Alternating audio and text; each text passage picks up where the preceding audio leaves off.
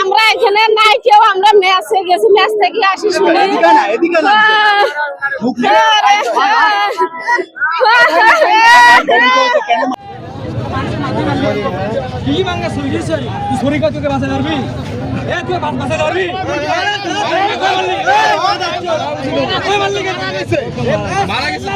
আমার সামনে দোকান, আমি দোকান করতেছিলাম। ওই ছেলেটা ওর বাবার দোকানের কর্মচারী। দোকানে কি হয়েছে আমি জানি না।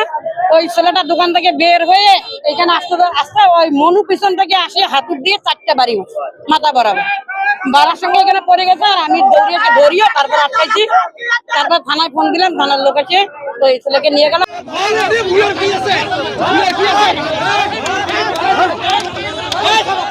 যে মালিক পক্ষের একটা ছেলে মিজান নাম তার, সেই মিজান ওই ছেলেটাকে কথা কাটাকাটির এক পর্যায়ে হাতুড়ি দিয়ে আঘাত করে, নির্মমভাবে আঘাত করে। মাথার পিছনে 2 থেকে 3টা আঘাত করার তথ্য আমরা পেয়েছি এবং ছেলেটা তাৎক্ষণিকভাবে সেখানে পড়ে যায়। পড়ে যাওয়ার পরে রক্তপাত হতে থাকে এবং সম্ভবত ওই হাসপাতালে নেওয়ার পথেই সে মারা গেছে।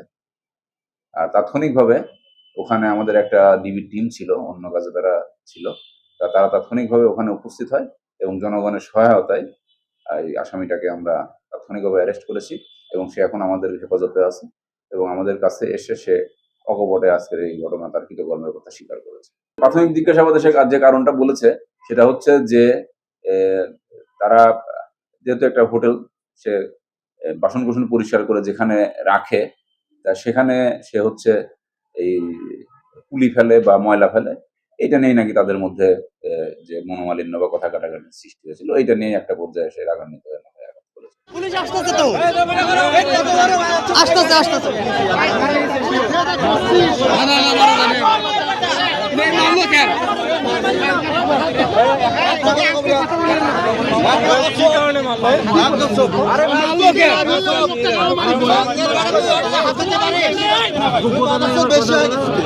বেশি